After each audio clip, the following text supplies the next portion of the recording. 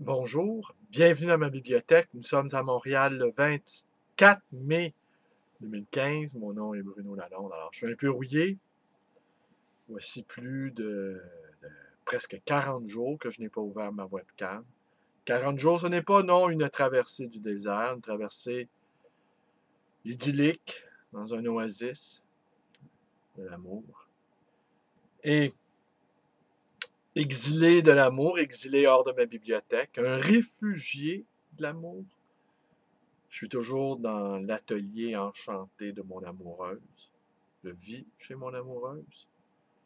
J'ai déserté ma bibliothèque. La poussière continue de s'accumuler dans les rayons de cette bibliothèque désertée. Première fois de ma vie que je ne lis pratiquement plus. J'ai quand même lu 6 livres dans les dernières semaines. Je vais finir par vous en rendre compte. Je vais aller voir des spectacles, je vais aller voir des films. J'ai enregistré 2 émissions. Invité une fois par mois l'émission de France Boisvert, Le Pays des livres.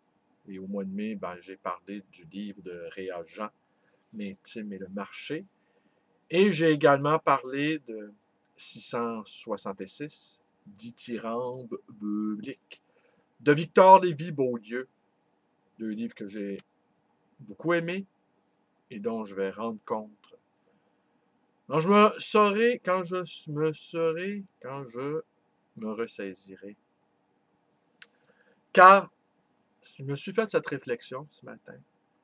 Le sentiment amoureux, je pense, est appelé, en tout cas en l'état des choses, est appelé à disparaître.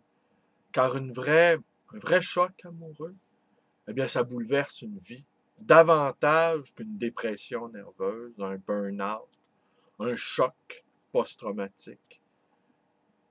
Un choc amoureux bouleverse nos habitudes, notre mode de vie. On n'a plus envie de faire les choses qu'on avait envie de faire, en tout cas, pas de la même manière. On a envie de se prélasser, on a envie de se balader, on a envie, comme on le fait, mon amoureuse et moi, de laisser passer des wagons de métro. On ne se précipite plus pour attraper les autobus.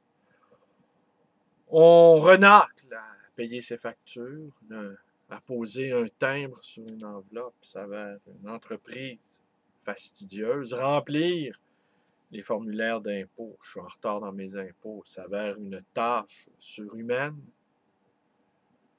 Tout ce qui est du domaine de l'ordinaire, du quotidien, est d'un tel harassement. Sentiment amoureux, sans doute un jour, bientôt, ce sentiment-là amoureux qui s'oppose tant à la mécanicité de nos vies, ce sentiment amoureux, dis-je, sera sans doute considéré comme une pathologie, un signe de dérèglement biochimique, et sans doute on retrouvera la pathologie choc amoureux dans le DSM 7 ou 8 à venir. Et on nous mettra en garde contre le sentiment amoureux qui sera contre-productif, qui sera un grain de sable dans l'engrenage. Nous prétendons, mon amoureuse et moi, que notre amour est révolutionnaire, que l'amour est un sentiment révolutionnaire, le seul finalement qui ne sera pas pardonné, peut-être, par notre société.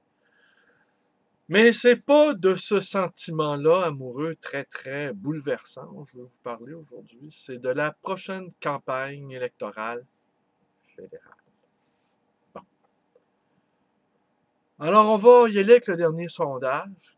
Une maison de sondage a rendu public. Sondage fait avec 1000 gens qui répondent sur Internet.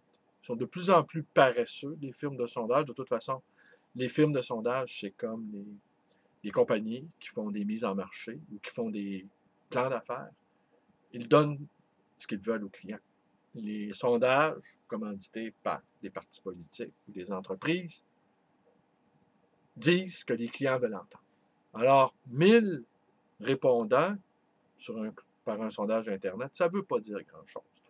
Le NPD de Thomas Mulcair est en tête très largement, suivi des libéraux, suivi des conservateurs et suivi du Bloc québécois. Mais aujourd'hui, 24 mai, l'investiture de Mario Beaulieu dans une circonscription de l'Est de l'île, eh bien, est un événement majeur, car l'état-major au complet du Parti québécois, enfin, des éléments importants du Parti québécois, à commencer par le chef, Pierre-Carl Péladeau, iront donner un coup de main, iront donner le coup d'envoi à cette campagne. Et qu'est-ce que ça veut dire au juste? Eh bien, ça veut dire que les indépendantistes, eh bien, ont décidé de s'impliquer dans la prochaine campagne fédérale. On a beaucoup expliqué qu'il y a 4 ans, toute la province s'était rangée derrière ce bon vieux Jack Layton. D'accord. Mais un phénomène qui n'a pas été suffisamment analysé et que moi j'ai compris récemment, c'est que depuis des années, il existe un schisme larvé entre la formation politique du Bloc québécois, basé à Ottawa, enfin il reste un député, et le Parti québécois, parti indépendantiste, basé à Québec. Que les deux formations ont des rapports très, très refroidis. Et qu'en fin de compte, en 2011, la machine péquiste n'a pas travaillé pour le Bloc. Eh bien, avec l'aval de Péladeau et de Makakoto, eh bien, pour ne nommer qu'eux, eh bien, c'est clair que les péquistes vont s'impliquer dans la prochaine campagne.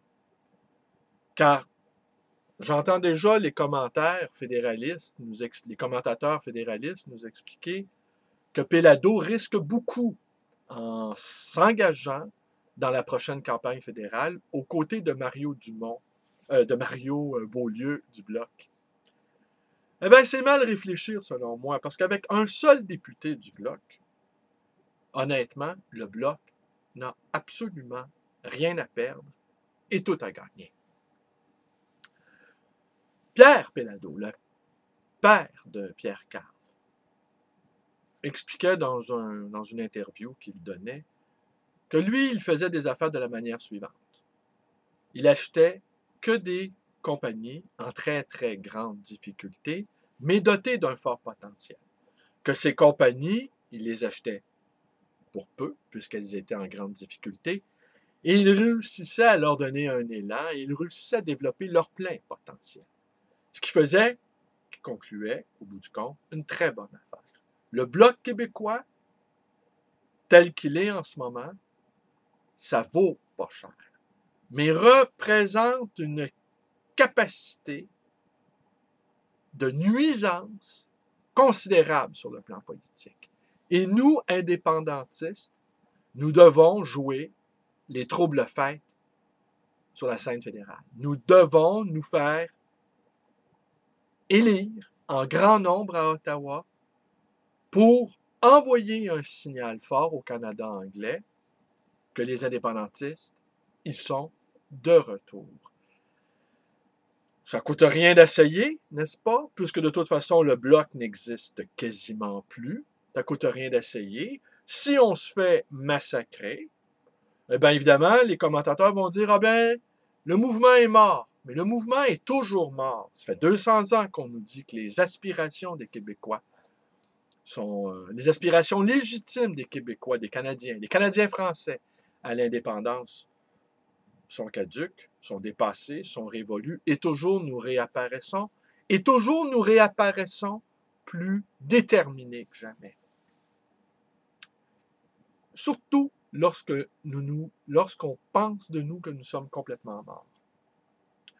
Alors, ce que j'ai cru comprendre, c'est qu'en bas de 20% du vote à la prochaine élection fédérale, le Bloc ne fera élire aucun député. Présentement, ils en ont un. S'ils le perdent, écoutez, c'est pas la mort d'un homme, c'est terminé, on n'en parle plus.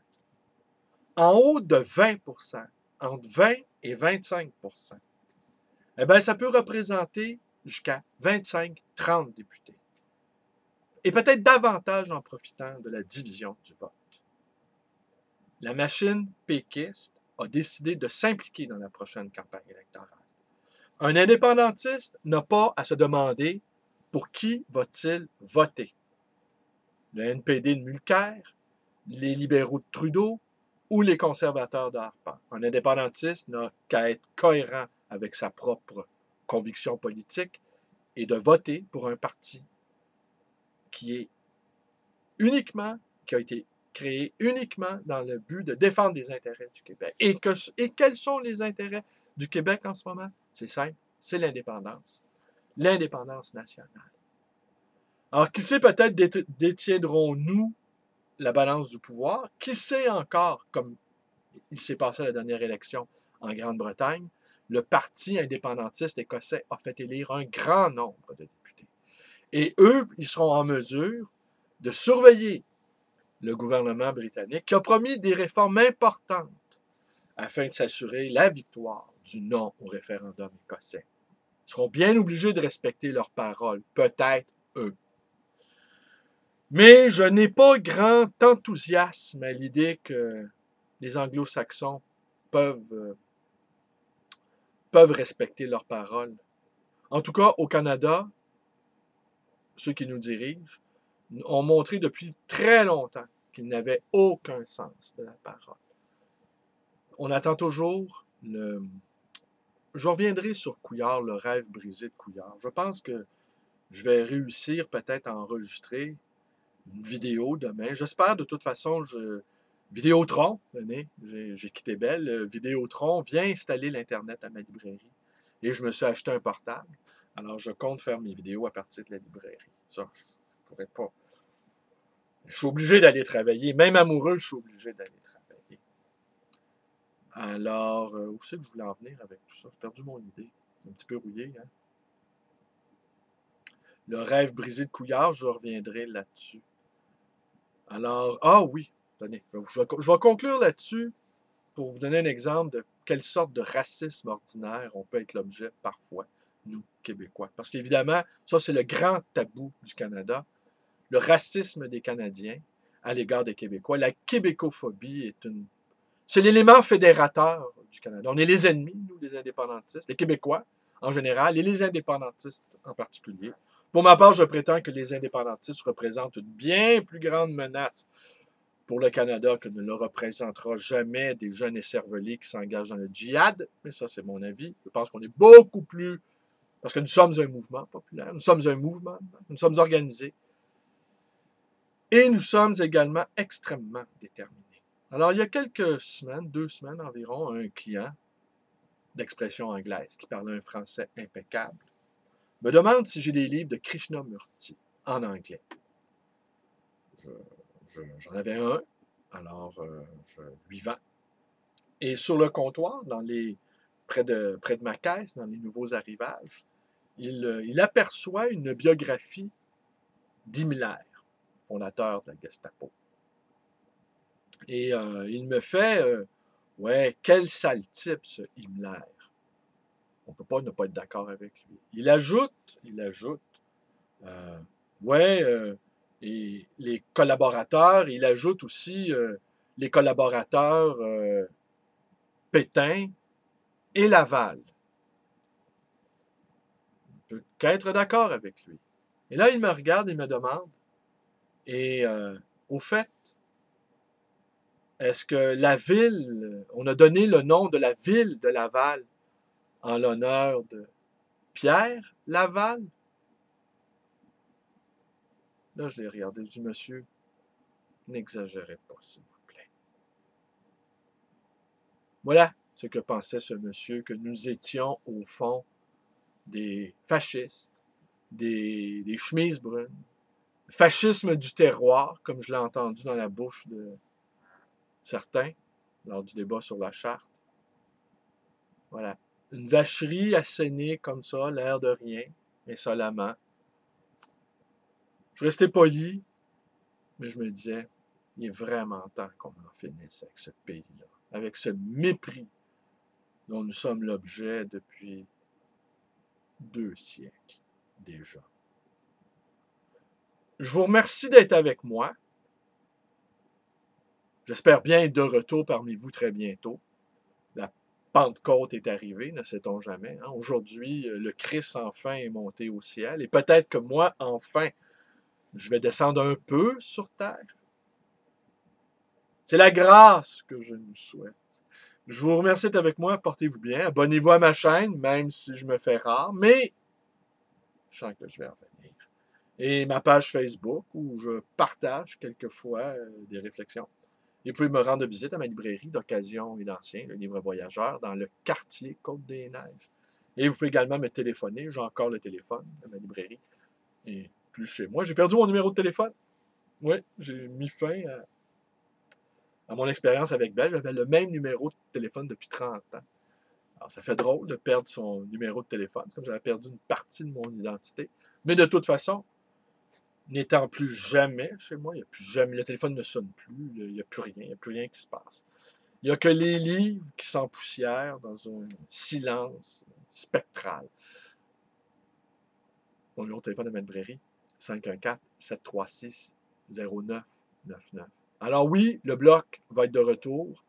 Le bloc sera à nouveau en opération. Le bloc sera opératoire et nous ferons de ce beau et grand pays, le Canada, un grand Frankenstein qu'on aura décérébré. Merci, portez-vous bien.